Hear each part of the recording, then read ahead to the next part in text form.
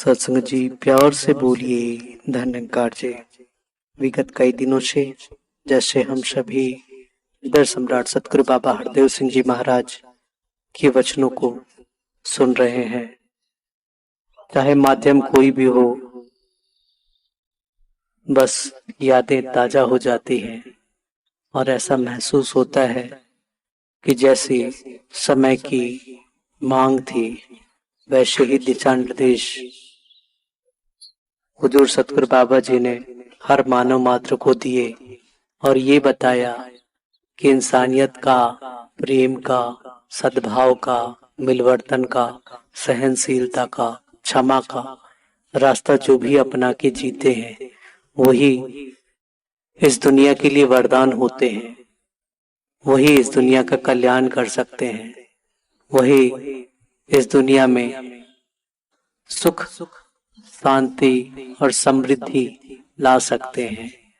अन्यथा दुनिया में तो ऐसी शक्तियां भी हैं, ऐसी सोच भी है जो दुनिया का विनाश ही कर सकती है। इसी कड़ी में निरंतर ही आप महापुरुषों के चरणों में सतगुरु द्वारा कहे गए वचनों को रखने का प्रयास किया जा रहा है और इस कड़ी को जोड़ते हुए दास आज आप सबके चरणों में पुनः एक बार दर्पण में अंकित कुछ शब्दों को आप संतों के चरणों में पढ़ रहा है, जो आदरणीय महात्मा भूपेंद्र बेकल जी की कलमों से रचित है। और इस पुस्तक में हृदय सम्राट सतगुरु बाबा जी के ही वचनों को अंकित किया गया है। आशा है हम सभी सतगुरु के दिशा निर्देशों को श्रद्धा पूर्वक श्रवण करेंगे और वो जैसा चाहते थे वैसे अपने जीवन को बनाते चले जाएंगे। इसी शुभकामना के साथ आइए हम सभी श्रवण करें।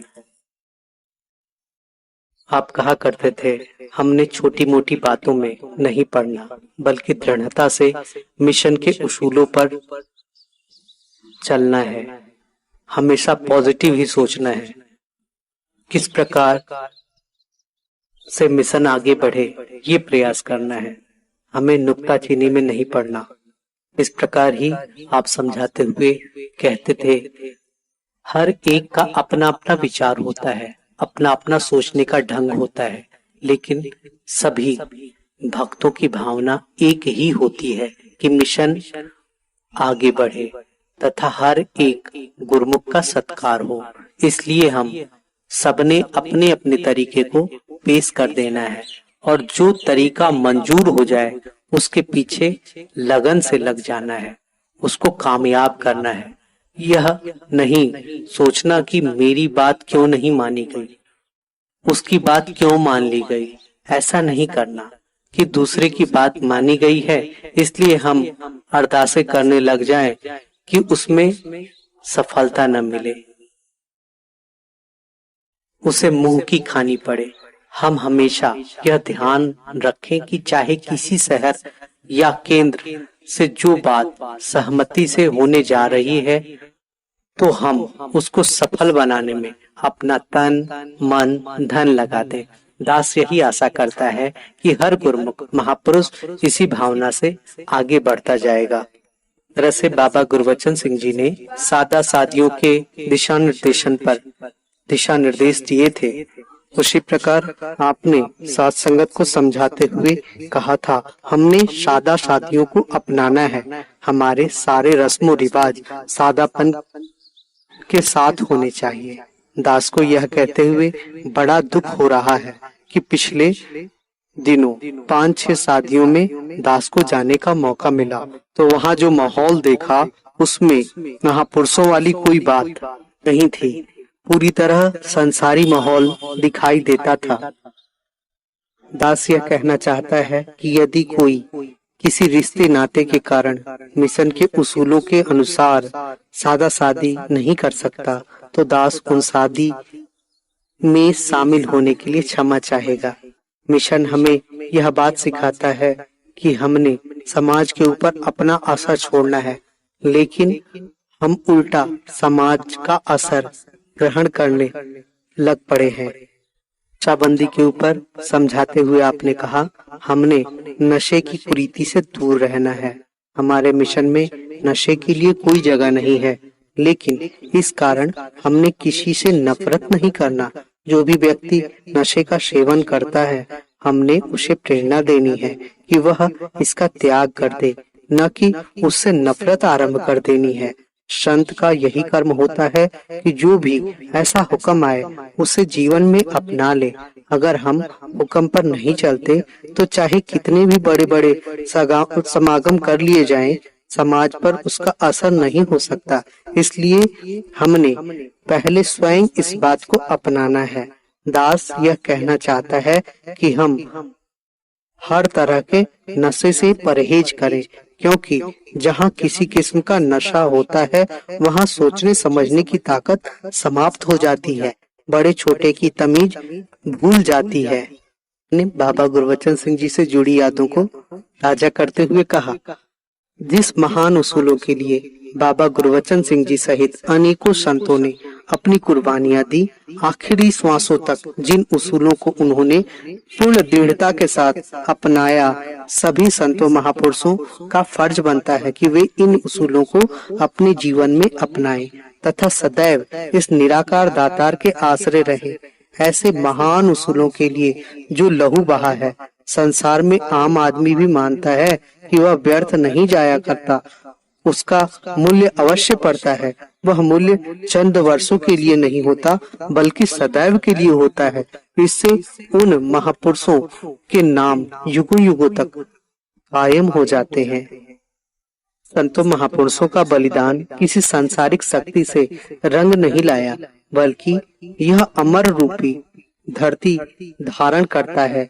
जब हम उन जैसी भावनाओं को अपने जीवन में उतार लेते हैं जिस सत्य के लिए उन्होंने अपने जीवन का बलिदान किया, उस सत्य को प्राप्त करके भी अगर हमारे मनों में वैर ईर्ष्या आ जाती है, निंदा वकीली आ जाती है, दूसरे गुरुमुखों को बढ़ता देखकर हमारे हृदय में भी सांसारिक इंसान की तरह जलन होने लगती है, हम इस हरि का यश करने की बजाय निंदा में पड़ जाते हैं, तो हमें सोचना होगा कि क्या हम उन महान बलिदानों का मूल्य चुका रहे हैं। क्षण के महत्व को समझाते हुए आपने कहा था, आज दुनिया की निगाहें निरंकारी संतों की ओर लगी हुई है। हमें अपने कर्मों के द्वारा मिशन की आवाज को आगे पहुंचाना है। लोग हमारी प्यार सत्कार की भाव यह कि व्यवहारिक जीवन को देखकर मिशन के नजदीक आएंगे। हमें अपना कर्म ऊंचा करना है, पहले अपने परिवार में, फिर आस पड़ोस में, फिर सारे मानव समाज के साथ प्यार करना है।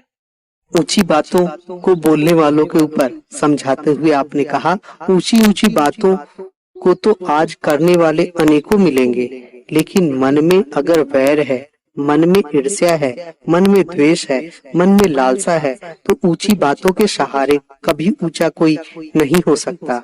हम चील देखते हैं, बहुत ऊंचाई तक उसकी परवाज होती है, उसकी ऊंचाई बहुत ऊंची होती है, किंतु उसकी नजर जमीन पर होती है कि कहीं कोई मांस का टुकड़ा मिले तो झपटे। इसी तरह से जो धर्म की वास्तविकता को नहीं जानता, वह महापुरुषों के आदेशों उपदेशों का जिक्र अवश्य करेगा, बहुत ऐसी महानता रखने वाली भावनाओं या बातों का जिक्र करेगा और संसार भी उसे महान उपदेशक कहने लगेगा। लेकिन मन में खुदगर्जी की लालसा को पूरा करने के लिए जो कामना रहती है, वह उसको उसी चील की तरह ऊंचाइयों से गिरा देती है। एक दूसरे को सत्कार करने की बात पर आपने समझाया। इस सच्चाई को उजागर करने के लिए अनेकों संतों महापुरुषों ने अपने जीवन का बलिदान किया है। हमारा कर्तव्य बनता है कि हम अपने कर्म को महान बनाएं। हमारी बोलचाल संतों वाली बोलचाल हो, हमारी जुबान में हमेशा जी तथा आप जी ही निकले। हम किसी का हृदय ना दुखाएं, स्वयं को हर इंसान के, हर गुरुमुख के चरणों की धूली बनाएं तथा हर समय इस निराकार का यश गाते रहे। जब हमारा कर्म इस तरह का बना रहेगा तो संसार में हर इंसान इस सच्चाई की ओर खींचेगा